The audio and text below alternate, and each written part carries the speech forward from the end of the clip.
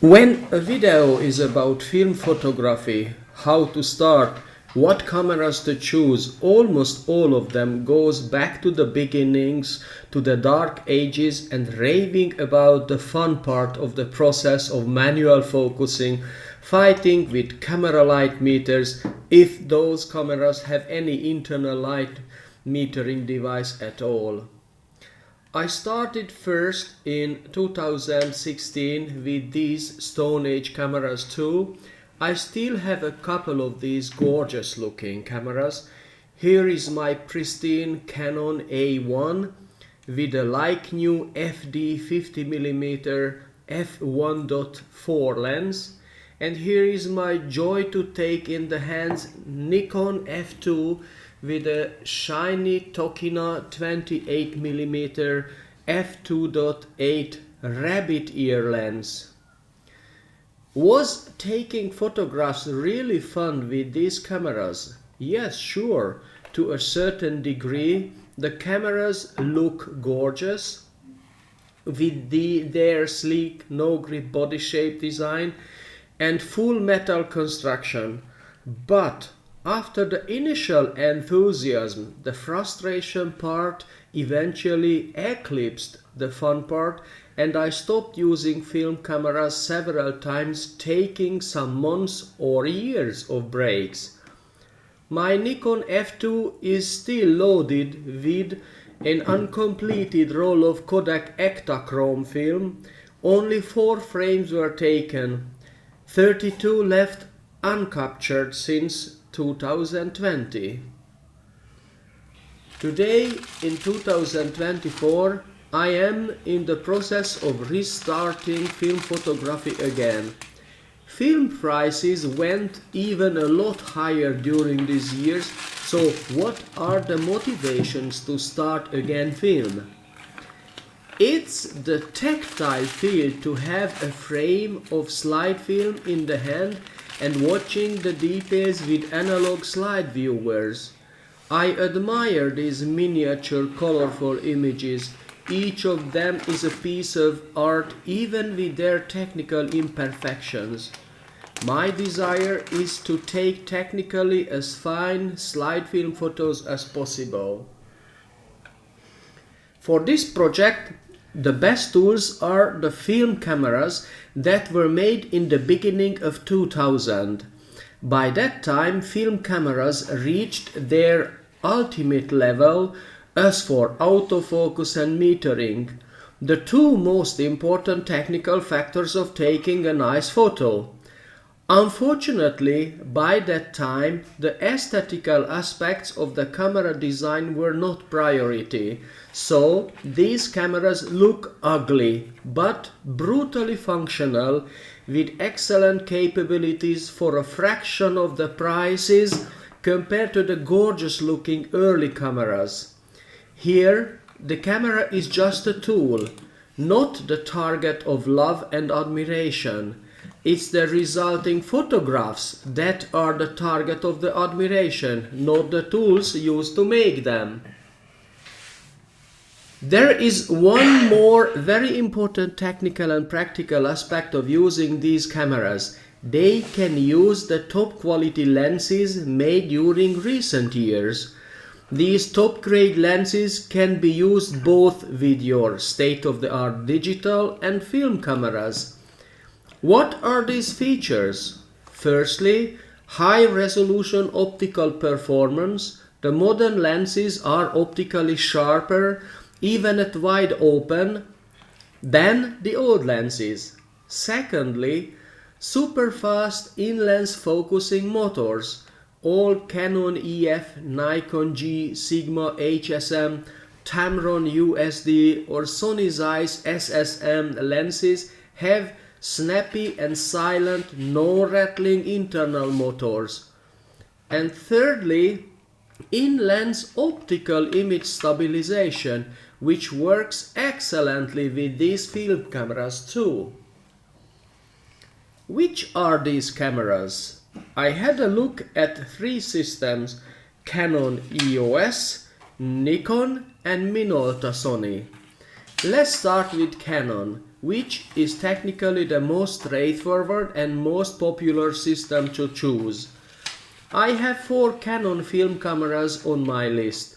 The EOS 300 from 1999, 300V from 2002, 33V from 2004, and the last and latest, the fabulous, ugly duckling, plastic fantastic EOS 300X from 2004.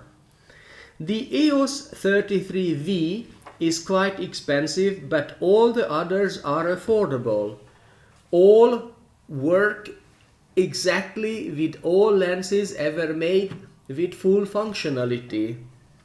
These are the same lenses used by hundreds of thousands of photographers on their digital SLR cameras, including 5D and 6D. And these fantastic and abundantly available lenses can be used on the newer R-mount Canon cameras too, with the EFR adapter. What's more, these lenses work excellently on Sony A7 mirrorless cameras with adapters with full functionality too.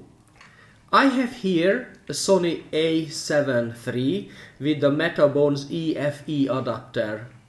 This is my Canon EOS 300X, which doesn't look fashionable, but it is sturdy, light, and loaded with great features. Its autofocus and metering is excellent.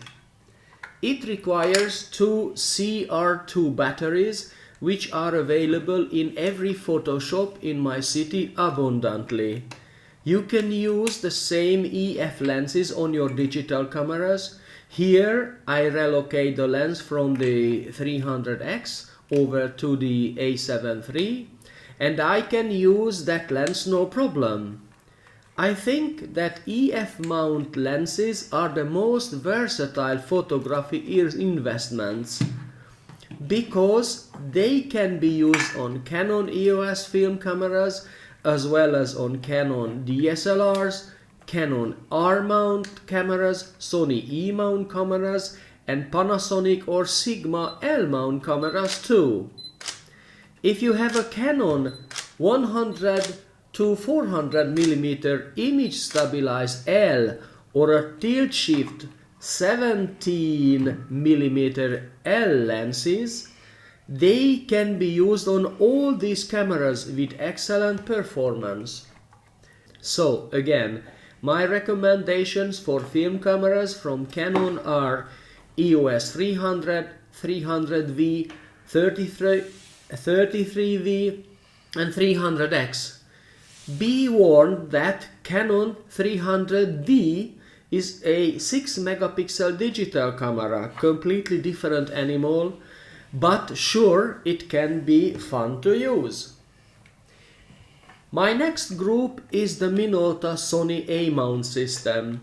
Minolta Dynax 7 from 2000, Dynax 5 from 2001 and Dynax 60 from 2004 are my recommendations.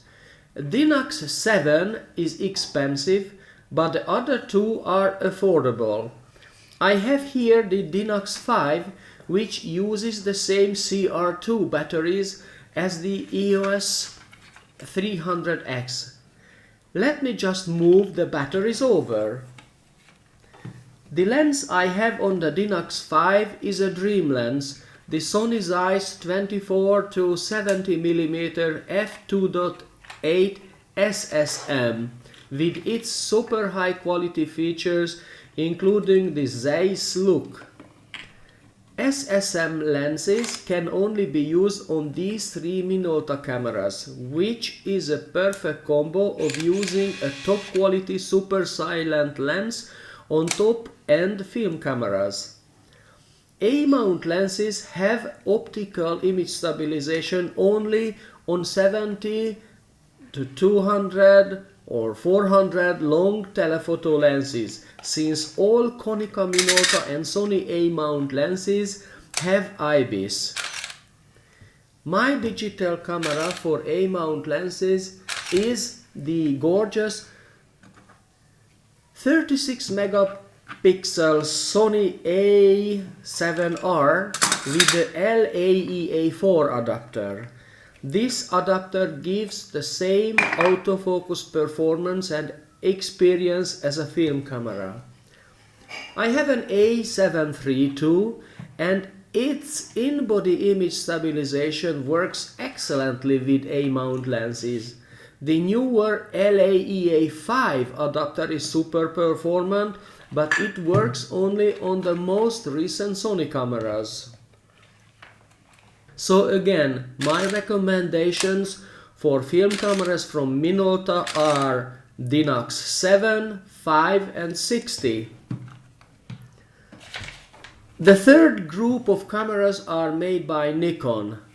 The pricey F100 from 1999, the affordable F80 from 2000 and the expensive F6 from 2004. These cameras do autofocus with any AFD as well as G lenses. If the lens has image stabilization, it works flawlessly with these cameras. Be warned, however, that lenses designed with electronic diaphragms will not work in A and M modes on film cameras. For example, the fantastic Tamron 24-70 f2.8 G2 will not work on Nikon film cameras, but the original version works excellently. If you specifically love this Tamron lens, the G2, then you'd better buy its EF mount version, since EF mount doesn't have this diaphragm issue at all. I have here the F80 with the gorgeous Tamron 45mm f1.8 VC USD from 2015, which is not cheap at all, since it has built-in optical image stabilization VC. It is rare for a normal lens to have image stabilization, and I intentionally picked this Tamron as my everyday lens for F80 instead of the Nikon-made siblings.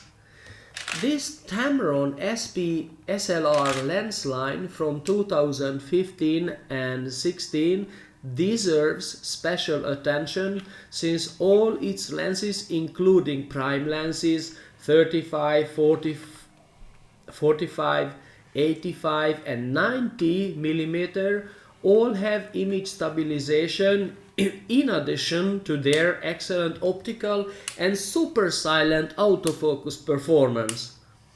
The same lenses can be used on Nikon digital cameras too.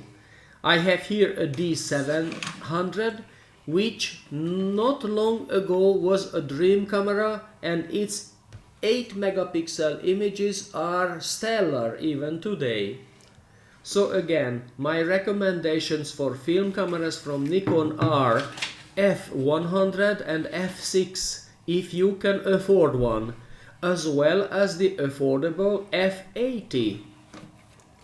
Another important thing, I wear glasses and I love using angled viewfinders. For the F80 I use the DR6, which can be used on any Nikon DSLR with rectangular eyepiece. An angled viewfinder gives the possibility to look down in the chimney kind of framing. I have angled viewfinders for all my film cameras, Canon, Minolta, Nikon as well as DSLRs. None of these three big name manufacturers release new lenses for DSLRs.